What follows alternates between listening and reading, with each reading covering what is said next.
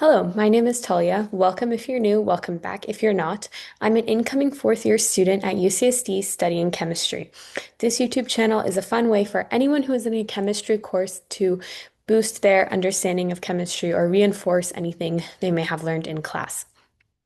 In this video, I'm going to be introducing the concept of ice tables. I hope that if you need some more help with that topic or just want to brush up on your skills, you will keep on watching. And without further ado, let's get started. So today we're going to be doing an intro to ice tables, and ice tables are going to bridge the gap between calculating K, which is with equilibrium concentrations or pressures, and calculating Q, which is with initial concentrations or pressures. The thing that we're adding this time is the change row in this table. And change is going to account for how the reaction changes from when you put everything in your reaction beaker to once it has reached equilibrium. And you show this mathematically by subtracting an amount from one side of the reaction and adding the stoichiometrically equivalent amount to the other side of the reaction. Because whatever you add to one side, you must take away from the other side. There are a couple notes that are important to point out when going about setting up ice tables because based on the problem, you will be given certain pieces of information. So one kind of problem you will receive is being given something about the initial concentrations of a reactant, but nothing about the product. And in that case, you are going to assume that the concentration of the product initially is zero because when the reaction starts, most of the time you haven't formed any product. There's an alternate situation where you will be given initial amounts for the reactants and the products. And that makes it initially more difficult to determine which side you're going to add from and which side you'll take away from in the change row. But you figure that out based on calculating Q and comparing it to K. And we'll get into that in a couple slides. Also, another important thing is to add or subtract in the change row based on the stoichiometric coefficients of your reactants and products. So for instance, if I were to have a 2 in front of the A, so for instance, if I had some amount here, like let's say 500 molar, 200 molar, and 0 molar, from the product side, I would, let's say we know that our change is 100. We would get 100. From this reactant, B, because the coefficient is a 1, we would subtract 100. But from the product, from A, because there's a 2 in front, we would subtract 2 times 100. So you have to do everything in relation to the stoichiometric coefficients. Okay, so we're gonna now set up an ice table. The next couple slides have gone through all the steps and I've typed them out. But the problem that I'm using as the example is with the equilibrium 2NO plus Br2 and 2NOBr.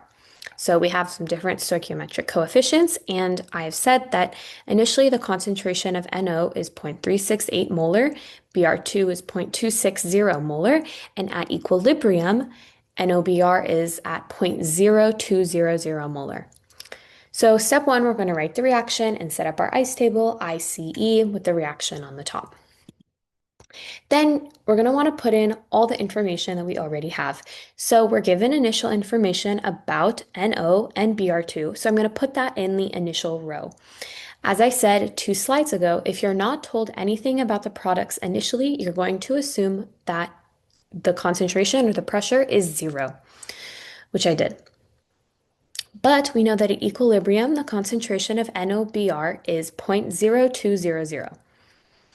So now we can use the change from the initial to the equilibrium concentration of NOBr to figure out what to put in our change row.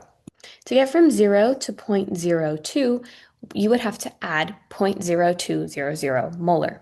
So that is going to be our change amount. However, there is a 2 in front of the NOBr. So that means that for BR2, which has a coefficient of 1 in front, we're only going to subtract half that amount. And keep in mind that whatever you add, like if you are adding to the products, you're going to take away from the reactants and vice versa. So we're going to subtract 0.0100 molar from BR2, but because NO also has a 2 in front of it, just like NOBR, we can subtract the same amount of 0.0200 because it is the same scale as NOBR. And then you subtract or add and calculate all the equilibrium concentrations. And the last part of this problem says to determine K. If you need some practice with that, go back, I believe, 2 videos ago. But you would then use your equilibrium concentrations to calculate K. Okay, so now we're going to do another practice that I will walk through a little bit and then also give you some individual time to work on. Now we have 4 chemicals being involved, 2 reactants, 2 products. Everything has a stoichiometric coefficient of 1, but take a moment to read this problem and fill in all the information that you know and try to calculate Q. This is future Talia, who's currently editing the video. I realized I made a mistake in writing the Q expression in the answer, but the rest of the problem is correct. So this is what the expression should look like with SO3 and NO on the numerator and SO2 and NO2 on the denominator. Okay, so I've calculated Q using the expression that we went over in the previous video of reactants over products, and the concentrations raised to the power of their coefficients. So the expression becomes 0.40 squared, because that's the concentration of the products, divided by 0.20 squared. That's the concentration of the reactants. And we get our value for Q. Now we have to compare Q to K to determine which direction the reaction is going to shift. Are we going to be adding to the products or adding to the reactants? So you can see that Q is greater than K, which means the denominator of our fraction is too small and the numerator of our fraction is too big because we're making too big of a quotient. So we're going to need to make the denominator larger, which means we want to add to the reactant side and take away from the products. But we're faced with another issue because this problem has a little bit less information explicitly given than the previous one. We're not told the equilibrium concentrations of any of the chemicals. So we have to assign a variable value for the change because we don't know what it is. So I'm going to call it X. We know that we are going to add to the reactants and take away from the products. So I'm going to add X to each reactant and take away X from each product. And then we can fill in the equilibrium concentrations as 0.20 plus X, 0.20 plus X, 0.40 minus X, and 0.40 minus X. And with that, we can calculate what X will be because our final part of the question is determining the equilibrium concentration of each chemical. So now that we're in equilibrium concentrations, I'm going to shift to using K instead of Q. We can erase this part, saying that both of these expressions, Q and K, are both written the same way.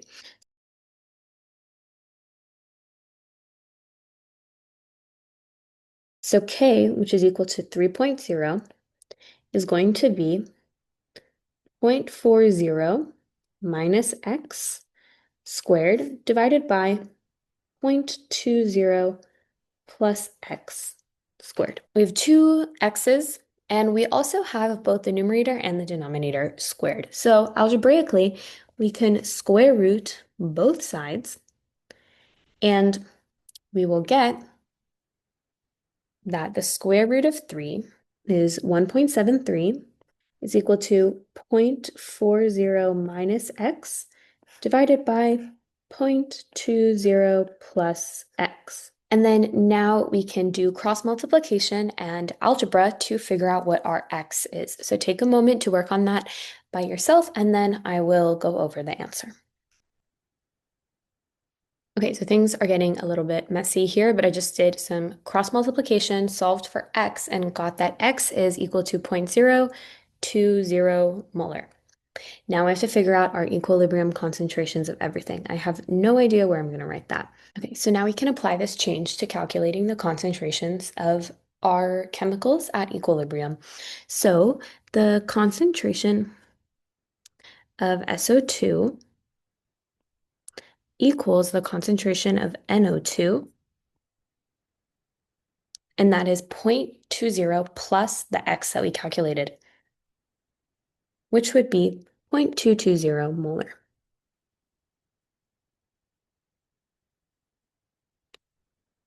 And the concentration of SO3, which is equal to the concentration of NO, is going to be 0.40 minus the X that we calculated, which is going to be 0.38. And I guess if I have the correct sig figs, this first concentration would just be 0.22. So we took the x that we found and applied it to the expressions that we had already made using the variables. And with that, we're able to calculate the equilibrium concentrations of our desired chemicals. So those are the answers to this problem. So that was the end of this video of introduction to ice tables. In the next video, we're going to be taking these problems one step farther and going into ice tables with approximation. So I hope you'll join me back for that video if you would like some extra help. If you have any questions or comments, feel free to leave them in the comment section below. I look forward to seeing you in my next video, and good luck with learning chemistry.